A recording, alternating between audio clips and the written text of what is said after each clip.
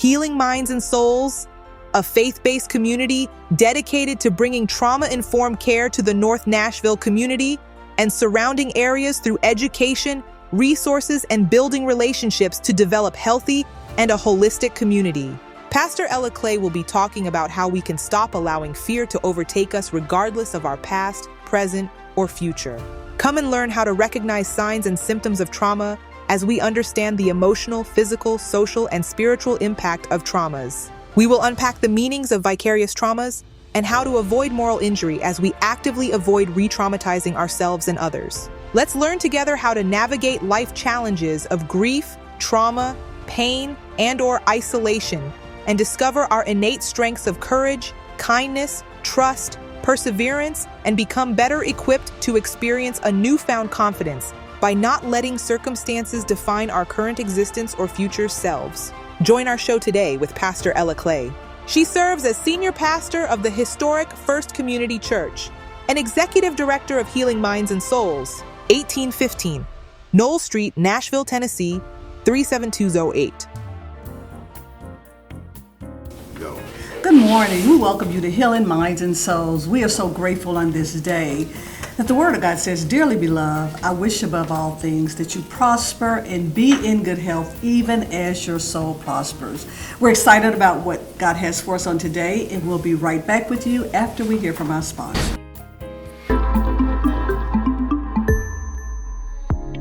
Are you tired of fad diets and one-size-fits-all fitness programs that don't deliver results? Fitness Nation USA's Bodied by Jen and Jen and Juice offer a comprehensive wellness solution tailored to your unique needs.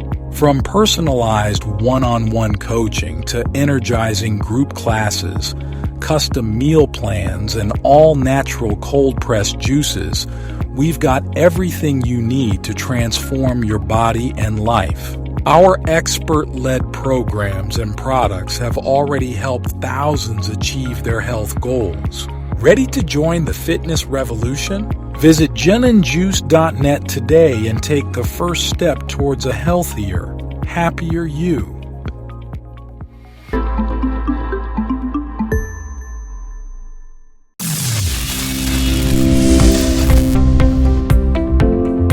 Are you tired of missing out on North Nashville's hidden gems?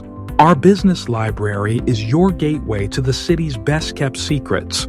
Discover local hotspots, from mouth-watering restaurants to cozy hotels, and everything in between. But we don't stop there. Tune into our exclusive podcasts for insider tips and book tickets effortlessly for top venues like the Grand Ole Opry, Tennessee Performing Arts Center, and the Municipal Auditorium. And sports fans? We've got you covered too. From the Titans to the Predators, you can purchase your tickets and secure your seats. From the North Nashville Library, don't let another exciting opportunity slip away. Click the link below to unlock the full potential of North Nashville living today.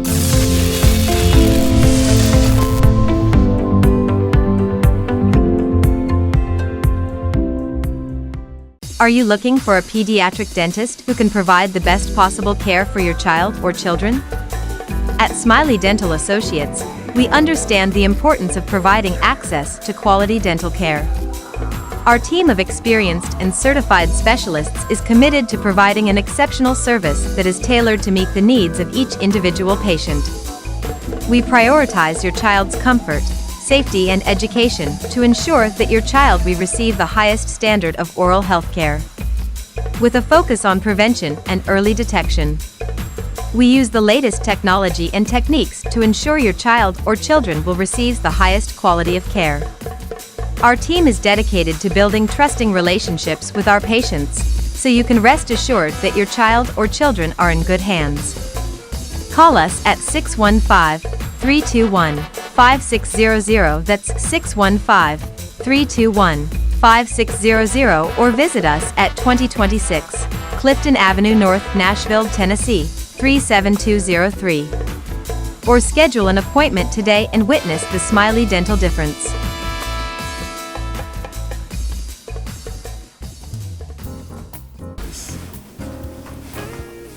On this morning, we have Dr. Kristen Bishop, and she is a family medicine physician. She holds a BS degree from Tuskegee University, Tuskegee, Alabama, and an MD from Meharry Medical College, Nashville, Tennessee. She is an ordained minister from the World Pentecostal Fellowship Ministries. She has worked as a research assistant in the Department of Biochemistry and Cancer Biology at Meharry Medical College. She holds a host of professional honors and serves in numerous organizations. She has witnessed implementation of the drug assays and elimination of disparities in its U54 prostate cancer research collaboration. She served during the onset of the COVID-19 pandemic in 2020 in the vital role of ensuring the safety of health of students and employees at Meharry by organizing testing, site procedures, and reducing the transmission and the spread of COVID-19. Her contribution studies is the oyster samples harvested from Gulf of Mexico and the hidden danger of the consumption of raw oysters. Bishop studied the effects of opiate agnostics of G protein expressions and cells expression human opiates receptors.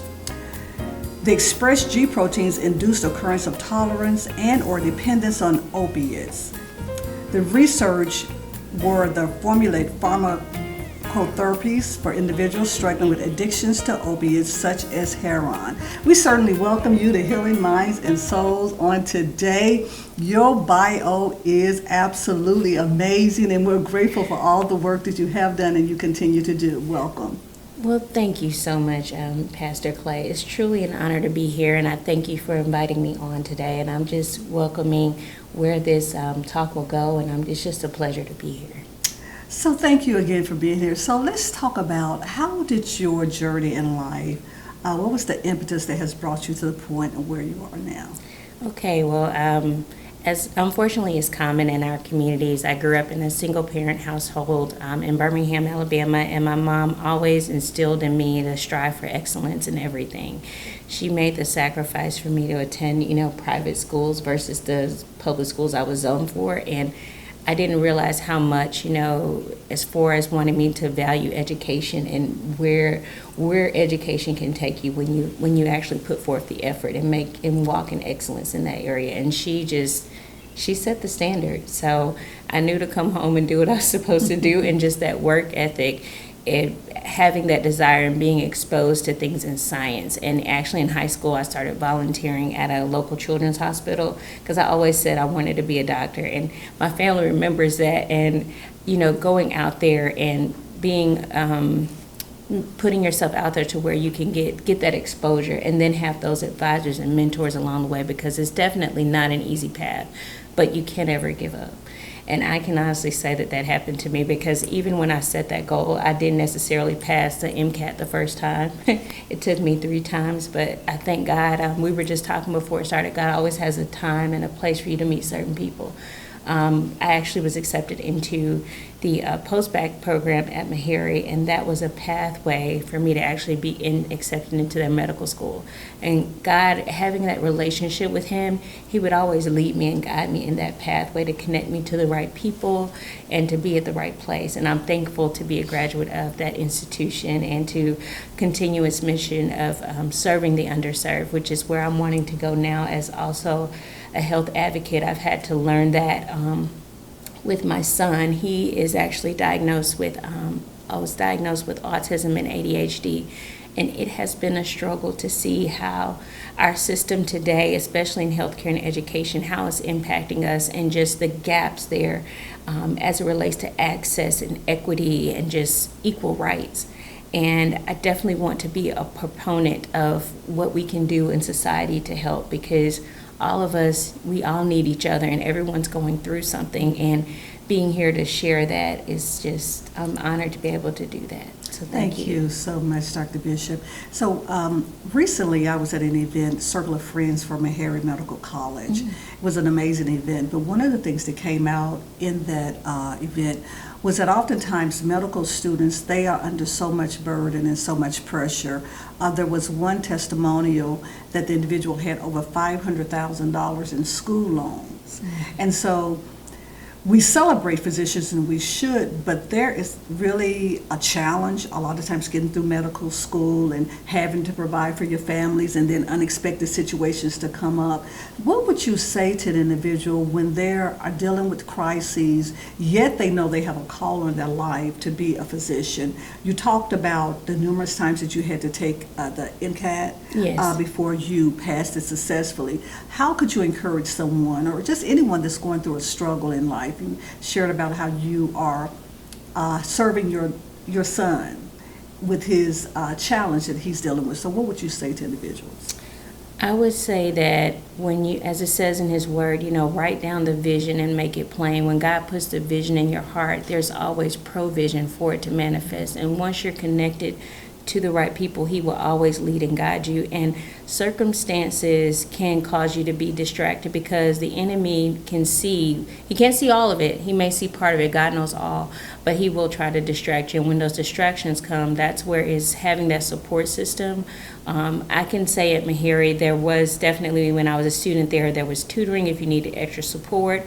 And when it came to the standardized test, they looked at your profile and said, okay, you have the grades, but you may just need help with studying. And it's how you study. It's different than when you were in, high school or college. You make it just study last minute.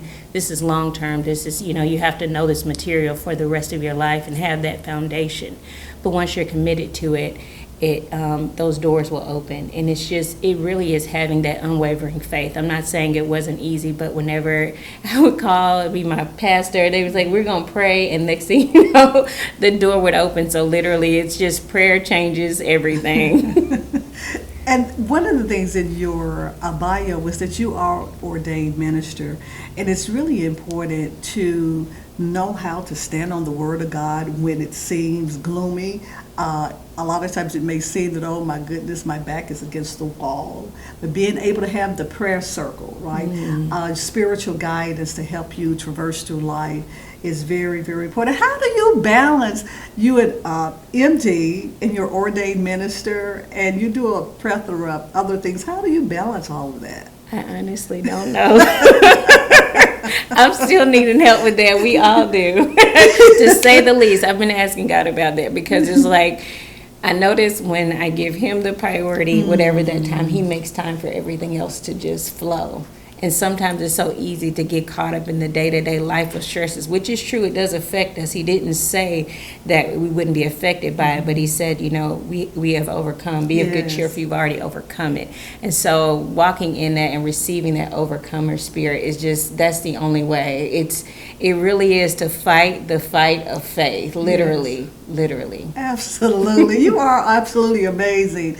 I tell you, so I was thinking about the different things that your life journey has taken you through, the different testing. You did COVID. You have worked on prostate cancer, the elimination and disparities. And I noticed that in the bio it had, is it U54, U54? What does that mean? Are there different types of prostate cancers? Can you share about that? Sure. This was a particular research grant that was awarded to Morehouse School of Medicine, Tuskegee University, and also UAB. They've been in partnership for a very long time, and as a postdoctorate research fellow, I was able to be a part of what they were doing as far as how things are changing, because at that time, what we're wanting to understand is everyone's genetic makeup, and previously research studies were kind of geared towards mostly the white male population, and unfortunately sometimes those drugs and how they work in the bodies of different cultures and ethnicities is different, and so those treatments are not as effective. And ideally, if we could have more people that look like us in the studies, and then actually have those studies that are geared towards our particular genetic makeup, then we can see the actual outcome as far as that changing with treatments. And my advisor, Dr. Lillard, he was actually at that time looking into how genetic makeup and how we're actually going